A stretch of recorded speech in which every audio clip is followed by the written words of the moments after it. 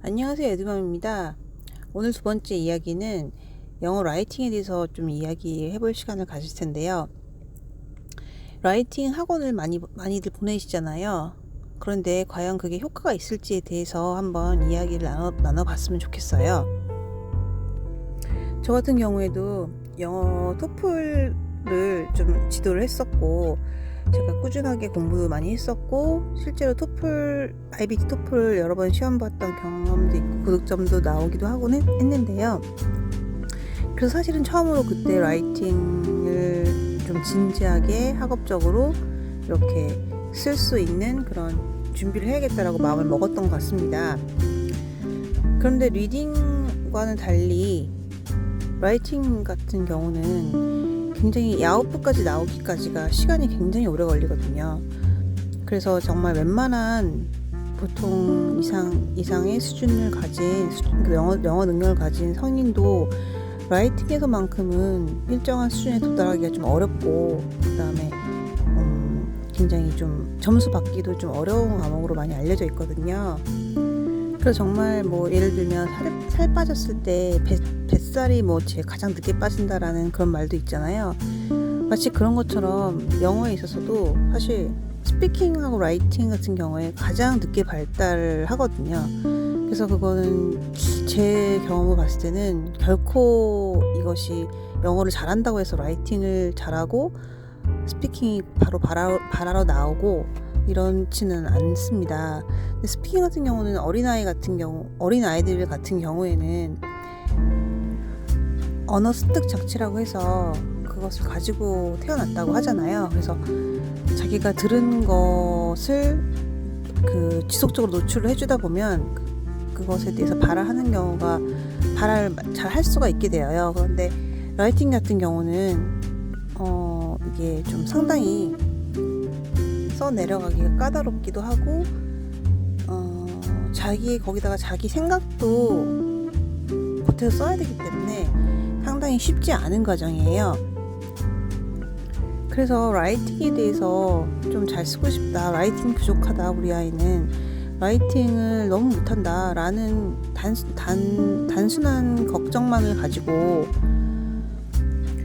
라이팅을 하는 학원에 보낸다든지 라이팅을 과외를 한다든지 그런 거는 정말 효과가 별로 없다고 생각을 하거든요.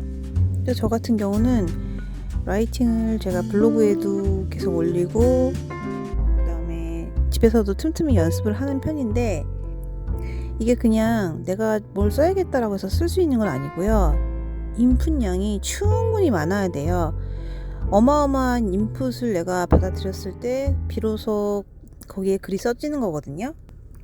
근데 보통 영어 글쓰기를 한글 글쓰기에 많이 비유를 하시잖아요. 그래서 한글 글쓰기랑 비슷하게 생각 가지고 주제를 가지고 얘기할 수 있어야 하고, 논리적인 사고를 바탕으로 이야기해야 되고, 배경지식도 많이 있어야 된다라고 얘기를 하는데, 국어적인 부분에서는 그것이 조금 더 심각하게 받아들여지죠. 왜냐하면 영어 라이팅 같은 경우는 모국어처럼 이렇게 폭넓은 사고와 어떤 수준 높은 지적 수준을 가지고 글을 써내려가는 집단 자체가 뭐 특수한 집단 아니고서는 그렇게 많지 않은 편이기 때문에 그런 능력보다는 어떤 그 스킬적인 부분에 많이 초점이 맞춰져 있는 것 같아요.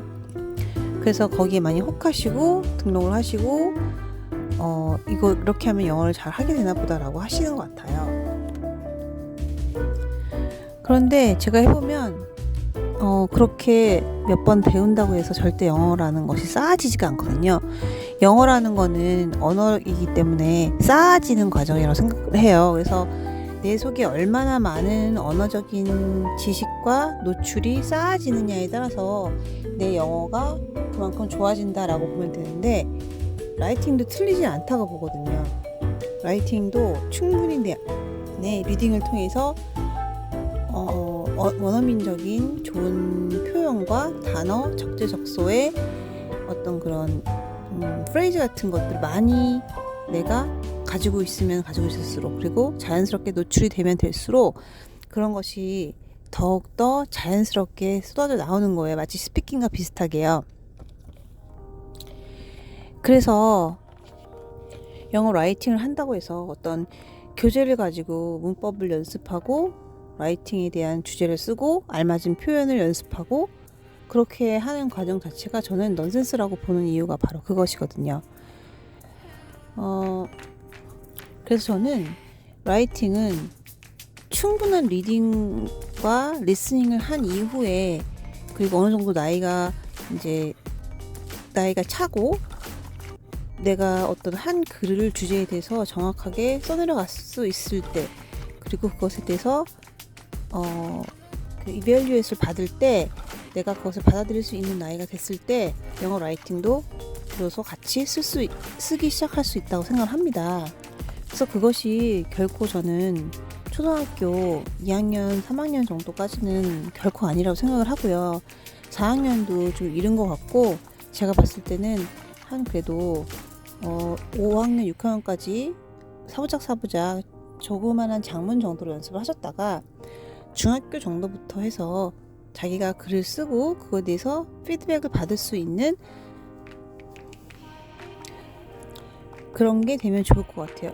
그래서 라이팅이야말로 나이가 높아지면 높아질수록 더 유리한, 공부하기에 유리한 과목이거든요.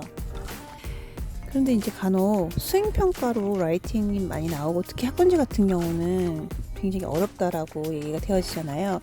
그래서 그런 것들 때문에 미리 준비를 해야겠다라고 그래서 하시는 분도 많이 있거든요. 그런데 제 생각에는 그거에 대한 준비를 미리 하는 것보다는 차라리 리딩에 대한 준비를 더 많이 3-4배 이상의 확보를 해놓고, 그거에 대한 아웃풋은 그 리딩이 충분히 쌓이고 난 이후인 5학년 이후에부터 조금씩 준비를 하시고, 그 다음에 그것을, 저는 그래요. 차라리 라이팅을 피드백만 온라인으로 받을 수 있게끔 어떤 그런 프로그램을 하면 좋을 것 같고, 굳이 그 라이팅의 모든 과정을 다 듣기 위해서 학원에 2시간, 3시간을 앉아 있는다는 거는 너무 시간 낭비라고 생각을 하거든요. 그래서 제가 권장드리고 싶은 것은 충분히 리딩의 경험을 쌓아라. 리딩과 리스닝의 경험을 많이 쌓아라. 그거는 사실 뭐 엄마표로도 가능하고 집에서도 얼마든지 가능하거든요. 습관만 잘 잡혀 있으면.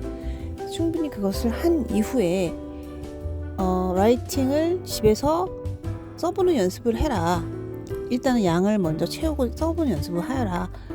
그 다음에 그거에 대해서 좀 준비가 되었을 때 한 5학년이나 6학년 이 정도가 될 것 같은데, 그 정도 때 라이팅 글을 쓰고 피드백을 받는 뭐 이런 프로그램을 이용하시는 게 어떨까라는 생각이 들고요. 그 다음에 그것보다도 더 우선시 돼야 되는 것은 사실은 그 문법입니다.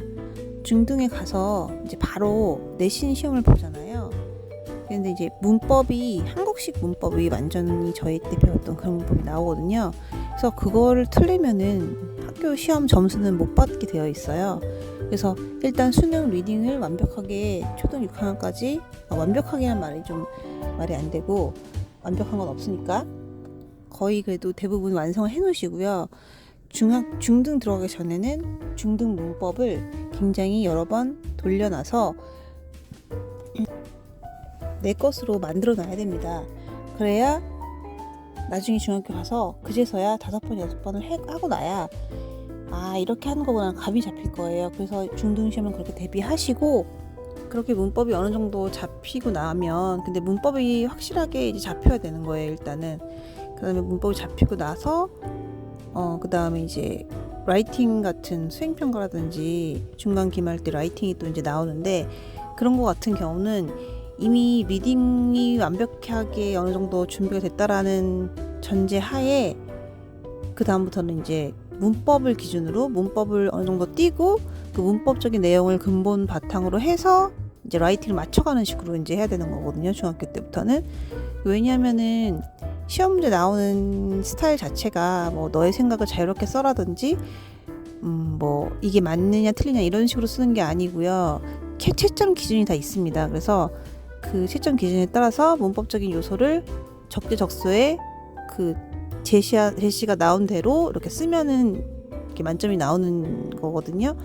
그래서 그렇게 라이팅을 연습을 하기 위해서는 일단은 뭐 내가 글을 얼마나 잘 쓰고 뭐 단어를 얼마나 많이 알고 이게 아니고 그 선생님이 제시해 놓으신 그 문법적인 상황을 얼마나 시제와 일치에 다 이게 맞춰서 쓸 수 있는지 그 능력을 보는 거거든요. 그래서 일단은 문법이 중요하다. 그 다음에 이제 작문이다. 이런 얘기고요.